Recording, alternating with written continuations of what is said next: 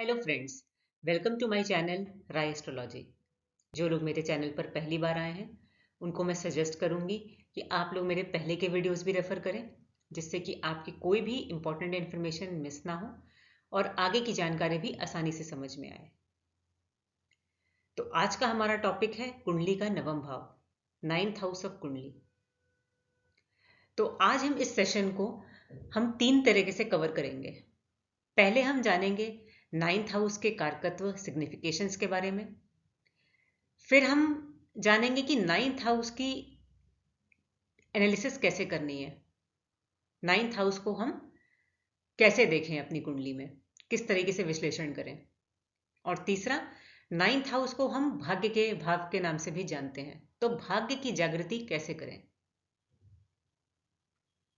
तो जैसे कि आप स्क्रीन पर देख सकते हैं, ये कुंडली मेष लग्न की है और जहां पर ये पॉइंट है वो है कुंडली का नवम भाव। अब सबकी कुंडली अलग अलग होगी, हर व्यक्ति की अपनी ही एक लग्न राशि होगी। तो लग्न किसी का भी हो और किसी भी भाव में कोई भी ग्रह हो और कोई भी राशि हो सकती है, लेकिन हर व्यक्ति की कुंडली में इस भाव को हम नवम भाव ही बोलेंगे। तो जैसे कि आप स्क्रीन पर देख सकते हैं, ये सभी 9th हाउस के सिग्निफिकेशंस हैं। इन सब के बारे में हम एक एक करके बात करेंगे और कुछ सिग्निफिकेशंस को हम एग्जाम्पल के साथ स्टडी करेंगे। तो 9th हाउस को हम भाग्य के भाव से जानते हैं और आपने अक्सर सुना होगा, इनफैक्ट हम लोग भी बोलते हैं कि ये व्यक्ति का भाग्य बहुत अच्छा है, ये व्यक्ति बहुत लकी है। तो भाग्य का मतलब क्या है कि उस व्यक्ति ने किसी काम में कोई एफर्ट नहीं डाला और उसको रिजल्ट मिल गया। नहीं, भाग्य का मतलब यह है कि उस व्यक्ति ने उस काम को करने में एफर्ट डाला, लेकिन उसको रिजल्ट बहुत आसानी से मिल गया। इसलिए हम बोलते हैं कि वो व्यक्ति बहुत भाग्यवान है, लकी है। अब भाग्य से भी ज्यादा 9th हाउस की जो इंपॉर्टेंस है वो इसलिए है क्योंकि ये भाव हमारी पितृ कृपा को भी दर्शाता है। क्योंकि हमारे जो पितृ होते हैं वो अदृश्य होकर भी हमारी सहायता करते रहते हैं। ये भाव धार्मिक प्रवृत्ति को भी दिखाता है किसी व्यक्ति की। अब धार्मिक का मतलब ये नहीं है कि वो सिर्फ पूजा पाठ करता है इसलिए धार्मिक है। धार्मिक का जो रिलेशन है वो नैतिकता से भी जुड़ा है, यानी कि उस व्यक्ति को सही गलत उचित अनुचित का पूरा ज्ञान है। इस भाव से हम ये भी देखते हैं कि किसी व्यक्ति को पूजा पाठ में या किसी तीर्थ स्थल पर जाने में, यज्ञ कराने में, दान दक्षिणा देने में उसका कितना झुकाव है। इस भाव से हम अपने पिता को भी देखते हैं, अपने गुरु को भी देखते हैं। अब हमें अपने पिता और गुरु से एक अच्छा ज्ञान मिलेगा कि नहीं मिलेगा, वो हमारी सहायता करेंगे कि नहीं करेंगे, यह डिपेंड करता है कि 9th हाउस की स्थिति कैसी है। अगर 9th हाउस में बेनिफिक प्लैनेट है तो उस व्यक्ति को अपने पिता से, गुरु से अच्छा ज्ञान प्राप्त होगा। उसके पिता और उसके गुरु हमेशा उसके लिए सहायता करेंगे उसकी।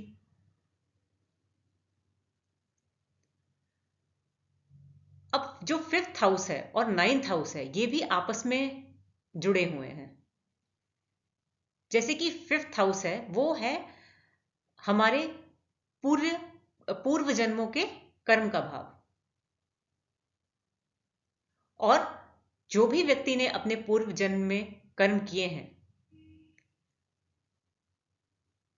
उसका जो रिजल्ट है वो हमें 9th हाउस यानी कि भाग्य का हाउस देता है।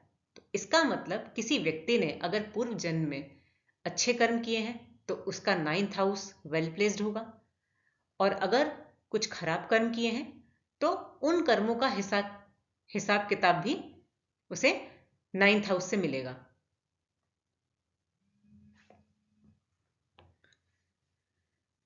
नाइन्थ हाउस हमारे उच्च शिक्षा यानी हायर स्टडीज को भी दर्शाता है।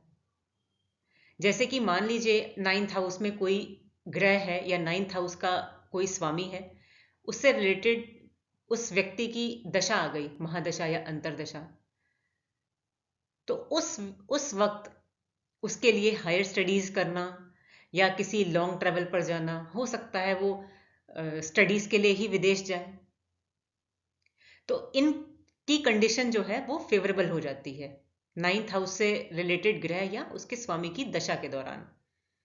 उस दौरान ये भी हो सकता है वो काफी सारे धर्म स्थल की यात्रा करे।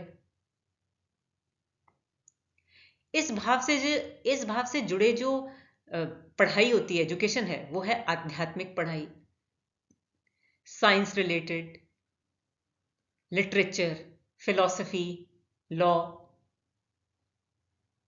और इन्हीं से जुड़े अगर हम प्रोफेशन की बात करें तो वह व्यक्ति एक अच्छा टीचर हो सकता है, एक अच्छा एडवाइजर हो सकता है, वो एक अच्छी कंसल्टेंसी दे सकता है किसी को, या हो सकता है कि वो किसी प्रेस मीडिया से भी जुड़ा हो, जहां पे बुक्स की पब्लिकेशंस होती हैं, उससे जुड़ा काम भी कर सकता है। इस भाव को हम त्रिकोण भाव भी बोलते हैं। तो हमारी कुंडली का जो 1, 5, 9 भाव है उसको हम त्रिकोण भाव भी बोलते हैं। और त्रिकोण भाव का संबंध अगर केंद्र भाव से बने, यानी कि first house, fourth house, seventh और 10th हाउस से, तो ये बहुत अच्छे रिजल्ट देता है। लेकिन रिजल्ट देगा कब? जब उन ग्रहों से रिलेटेड दशा आएगी तब। अब हम अगर देखें कि 9th हाउस से कौन कौन से हमारे फैमिली से रिलेशंस दिखाता है, तो हम ये भाव दिखाता है हमारे पिता को, ये भाव दिखाता है किसी व्यक्ति के थर्ड चाइल्ड को, क्योंकि जो फर्स्ट चाइल्ड है वो देखते हैं फिफ्थ से, और फिफ्थ से थर्ड होगा 7th हाउस, जो कि दूसरी संतान का होगा।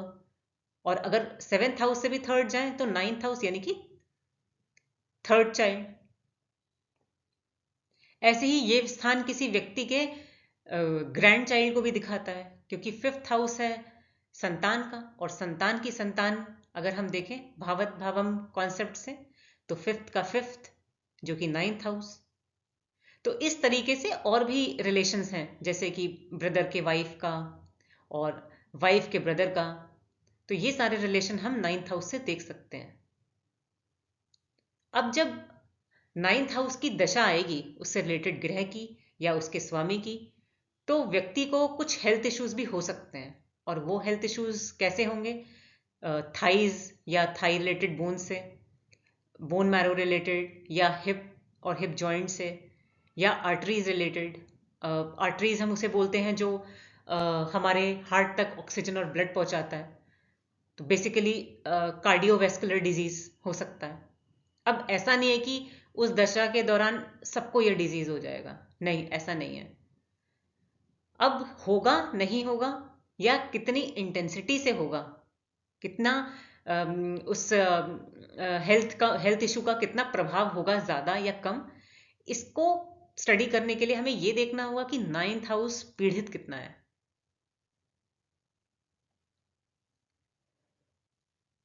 अब हमारी कुंडली में हर भाव का एक कारक ग्रह होता है, जहां वह ग्रह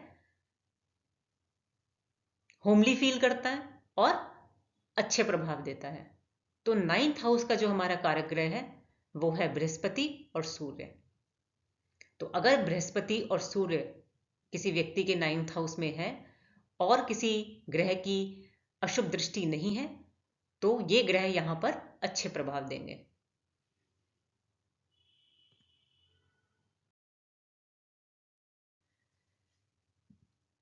यहां पर हमने एक एग्जाम्पल लिया है एक कुंडली का। यहां पर मैं आपको बताऊंगी कि 9th हाउस की हमें स्टडी कैसे करनी है।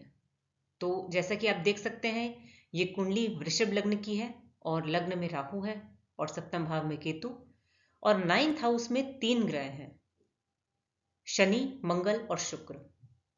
तो जब भी हम 9th हाउस को स्टडी करेंगे हमें उसको 3 तरीके से देखना है। सबसे पहले 9th हाउस में ग्रह कौन सा है, फिर ये भी देखेंगे कि 9th हाउस का जो स्वामी है वो वेल प्लेस्ड है कि नहीं। और तीसरा कि 9th हाउस पर किस ग्रह की दृष्टि पड़ रही है।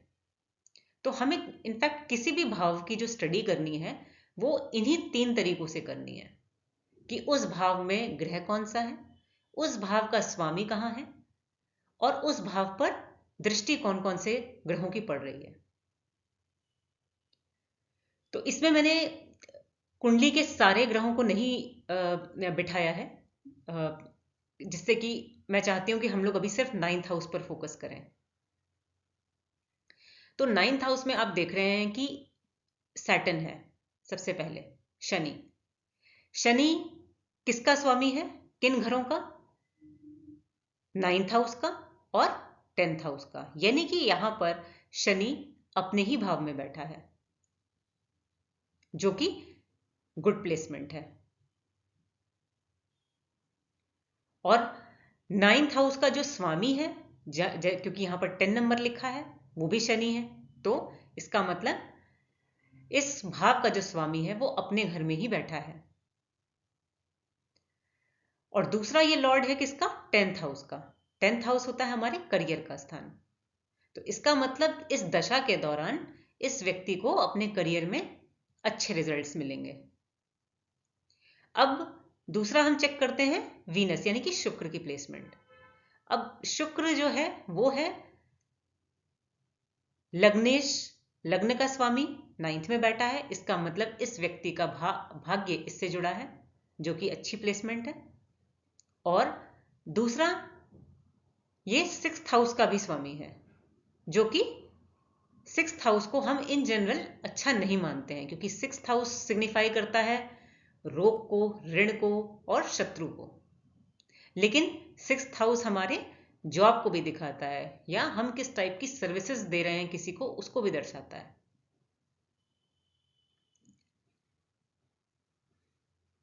तो अब मैं आपको यह बता सकती हूं कि अगर लग्न के साथ 9th हाउस जुड़ा है, गुड प्लेसमेंट, लेकिन अब 6th हाउस भी जुड़ा है, तो इस व्यक्ति को अपने भाग्य की जागृति के लिए 6th हाउस रिलेटेड काम करने होंगे। यानी कि उसको, अगर वो कोई जॉब करता है या किसी को कोई ऐसा काम करता है जहां वो सर्विसेज दे रहा हो, सेवा दे रहा हो, तो इसके भाग्य की जागृति हो जाएगी। लेकिन अगर ये जॉब या सर्विसेज रिलेटेड काम नहीं करता है तो इस दशा के दौरान इसको दिक्कत आएगी। अब तीसरा प्लैनेट जो है 9th हाउस में वो है मंगल। मंगल है स्वामी 7th हाउस का। यहां पर संबंध बना केंद्र का और त्रिकोण का। ये बहुत अच्छी प्लेसमेंट है। तो मंगल के दशा के दौरान ये इसका राजयोग बनेगा और इसको अच्छे बेनिफिट मिलेंगे। लेकिन साथ में मंगल स्वामी है 12th हाउस का भी। तो अगर इस जातक ने 12th हाउस रिलेटेड काम नहीं करे तो इसके भाग्य की जागृति नहीं होगी। इसका भाग्य इसका तभी साथ देगा जब ये 12th हाउस रिलेटेड काम करेगा, जो कि हो सकता है कि अगर पॉसिबिलिटी है तो ये व्यक्ति फॉरेन जाके काम कर ले या फॉरेन रिलेटेड एमएनसी से काम करे। और सिंस मंगल जुड़ा है इसके साथ, क्योंकि 1 और 8 का जो स्वामी है वो मंगल है, तो मंगल से रिलेटेड यानी कि ये व्यक्ति कोई अगर टेक्निकल काम करेगा तो इसके भाग्य की जागृति आसानी से हो जाएगी।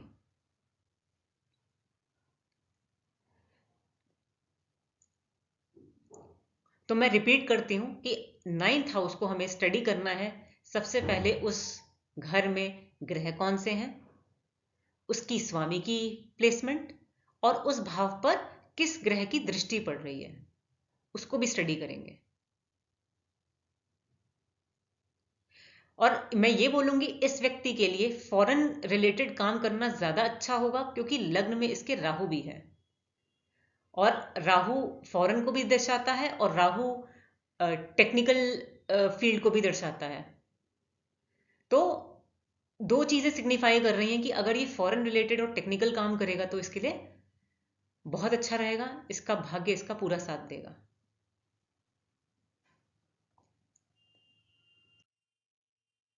तो आज के लिए इतना ही।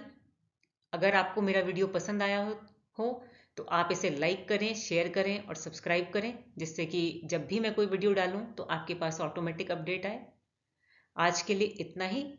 Thank you.